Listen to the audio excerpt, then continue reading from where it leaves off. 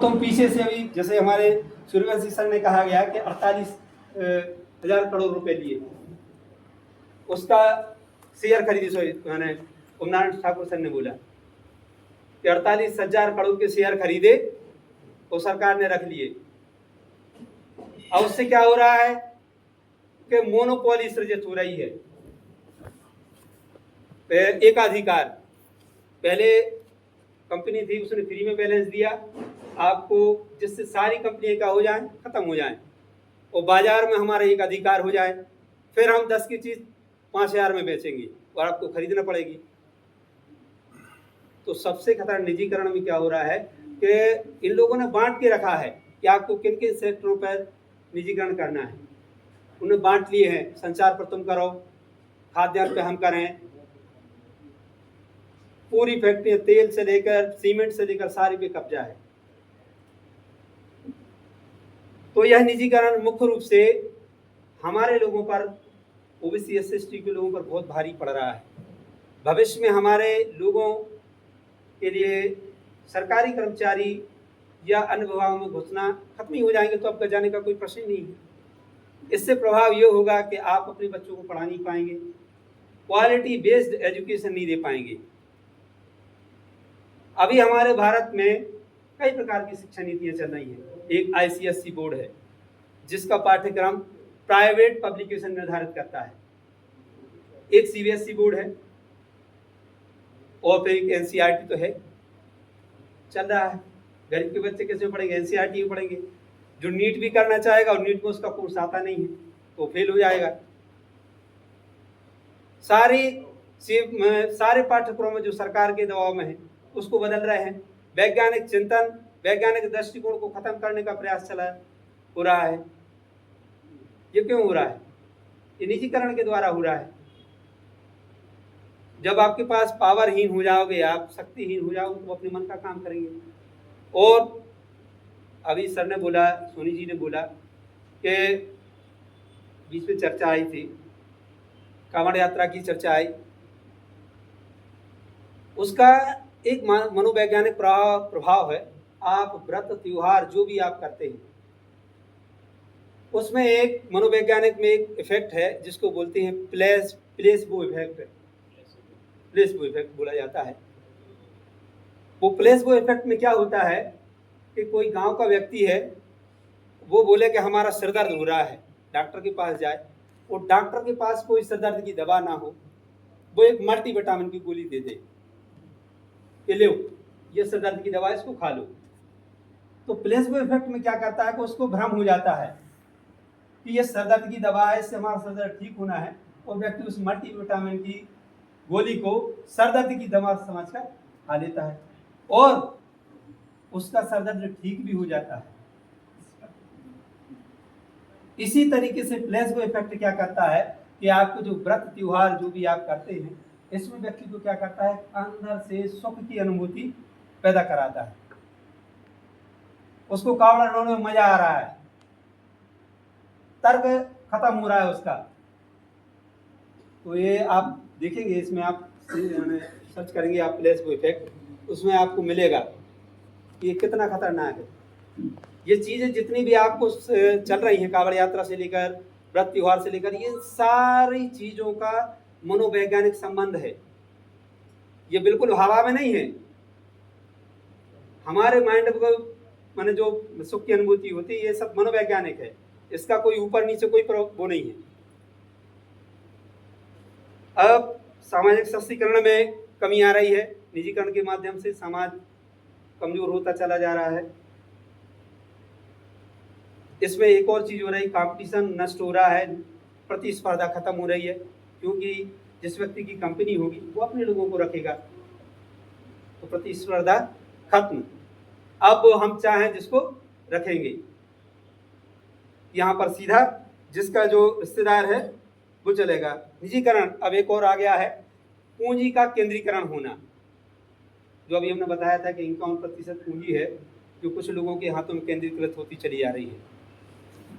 हमारे tax payer का पैसा कुछ लोगों के टांग के नीचे रहेगा, तलवे के नीचे। जब हमें रिलीज करना हो तो करेंगे, नहीं तो नहीं करेंगे। और जैसे अभी सर ने बोला कि कांवड़ यात्रा एक व्यावसायिक इवेंट है। आप देखिए, बोतल से लेके देखिए, ड्रेस से देखिए, प्लास्टिक की बोतलें कहाँ से आ रही है जो यहाँ पर टांगे हैं, ड्रेस कहाँ से आ रही है, झंडे कहाँ से आ रहे हैं, लोगों को फंड कहाँ से आ रहा है। ये स्वतः स्फूर्त भीड़ नहीं है, ये समझना चाहिए। सारे झंडे, सारी ड्रेस सूरत में बन रही है। हमने जानकारी ली, जो झंडा बेचने वाला एक व्यक्ति था, उससे पूछा कि भाई साहब ये झंडे कहाँ से लाते हैं आप तो बनाते नहीं हैं। तो उन्होंने बोला कि सर ये हम लोग सूरत से मंगाते हैं। तो अभी मध्य प्रदेश को दूसरा गुजरात बनाने की प्रोसेस चल रही है, दूसरी प्रयोगशाला बनाने के लिए प्रोसेस चल रही है। मध्य प्रदेश की जनता जो वैज्ञानिक चिंतन बहुत बड़े खतरे में है, ये समझ लीजिए आप। लोग जो बोल रहे हैं कि चल रहा है, तो ये बैठने का समय नहीं है। जब हमारे नीचे से चादर चली जाएगी तब हम जागेंगे। हमारे पिताश्री क्या करते थे कि जब हम सोकर नहीं उठते थे तो क्या करते थे कि धीरे से पहले चादर खींच लेते थे, फिर तकिया उठा लेते थे, फिर ऊपर से 2 पल्ली है तो पल्ली को अलग कर देते थे। अब हम सुकड़ते चले जा रहे हैं, एडजस्ट कर रहे हैं, और अंत में फिर हम उठ जाते थे। वही मेंढक वाला है कि मेंढक को गर्म पानी में डालना, धीरे धीरे पानी गर्म करना। तो ये हमारी जनता को इसी तरीके से धीरे धीरे पानी गर्म करके मारने की साजिश है, बौद्धिक रूप से मारने की साजिश है।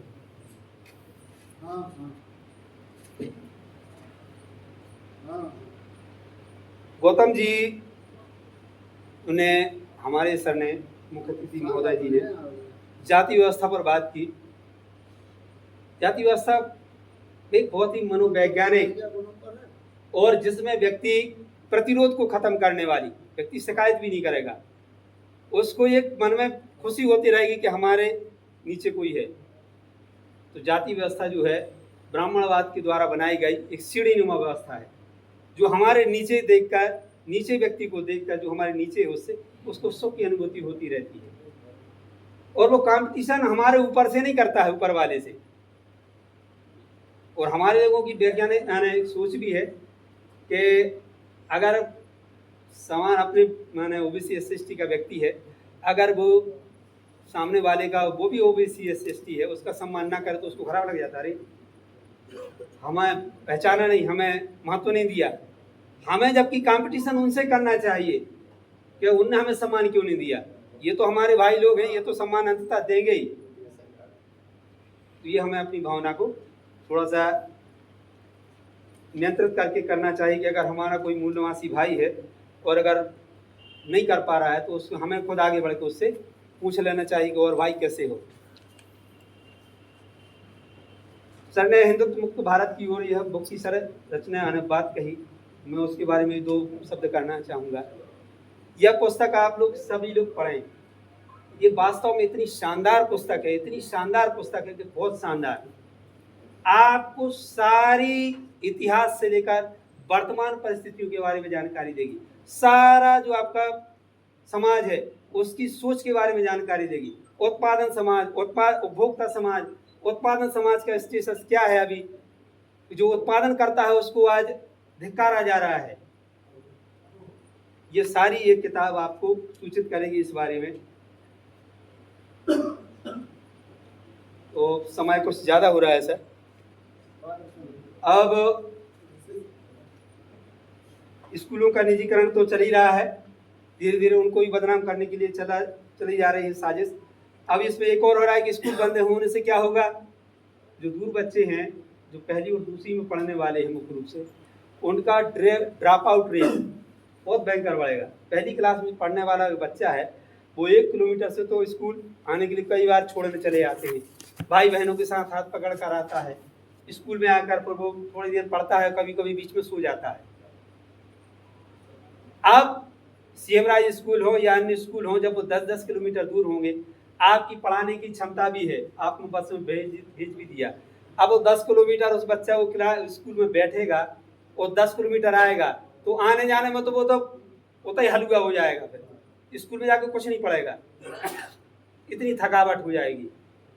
तो ये धीरे धीरे हमारे बच्चों को शिक्षा से दूर करने का, शिक्षा के प्रति हतोत्साहित करने की एक साजिश है। तो लोग अपने आप छोड़ दें, अरे खो जाए, बहुत दूर है, रहने दो, बस।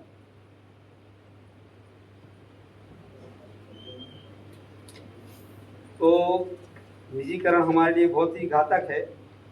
अब हम जो हर एक जगह पर हम सभी लोगों से मैं प्रार्थना करता रहता हूँ कि हम जो भी यहाँ पर चीज़ें सीखें, इस सब्जेक्ट के बारे में हमने सभी लोगों को जाना, सभी लोगों को सुना और अपनी एक धारणा बनाई, एक सोच बनाई। यह जो कार्यक्रम रखा गया है, लोगों की सहज बुद्धि को तर्क बुद्धि में बदलने के लिए रखा गया है। ये कार्यक्रम वामसेप क्यों ऑर्गेनाइज करता है? मीटिंगें करता है, ऑनलाइन मीटिंग लेता है, सबको, कोई लोग जुड़ते नहीं है, फिर मीटिंग लेता है कि भाई सब्जेक्ट कौन सा डिसाइड किया जाए, कब रखा जाए, कैसे लोगों को सुविधाजनक रहेगी, क्या समस्याएं हैं। तो यह है कि उनका आपकी सहज बुद्धि जो है, सहज वृत्ति से मतलब है कि अगर कोई जानवर है उसको पानी में डाल दिया जाए तो तैरने लगेगा। मनुष्य के बच्चे की सहज वृत्ति नहीं है तो वो तुरंत पानी में डालकर तैरने लगे, उसको वो अर्जित करना होगी, अर्जित बुद्धि बनाना होगी, तर्क लगाना होगा उसमें। तो वामसेप के जो भी कार्यक्रम है आपकी सहज बुद्धि को तर्क बुद्धि में बदलने के लिए है। और जो भी हम यहाँ पर सीखते हैं, जानते हैं, क्योंकि वामसेप थॉट ऑफ यूनिवर्सिटी है, विचारों की विश्वविद्यालय है, यहाँ से लोग सीखते हैं। यहाँ कोई संघर्ष, कोई राजनीतिक, कोई धार्मिक संगठन नहीं है, ये लोगों को केवल सिखाने के लिए है। आपको सही जो चीज़ है उसको सिखाने के लिए वामसेप ये काम करता है, कार्यक्रम लगाता है। तो हम यहाँ पर जो भी सीखें, हमारा कर्तव्य है कि हम उसको अपने समाज, अपने घर परिवार में लेकर जाएं, उस पर वार्तालाप करें, समझें। तो जब ये विचार समाज की धारणा बन जाएगी तो ये समाज बदल जाएगा, समाज बदलेगा तो नेता बदल जाएंगे, नेता बदल जाएंगे तो सरकार बदल जाएगी, जनता बदलेगी तो सरकार ही बदल जाएगी। कोई वो नहीं है। मतलब क्या है कि केवल लोगों की धारणा बदलने का देर है, तो वो हमें काम करना होगा, जो क्योंकि थोड़ा सा कठिन है, मगर हम करेंगे तो होगा। इन्हीं सभी शब्दों के साथ जय भीम, जय वनवासी। आप सभी को धन्यवाद।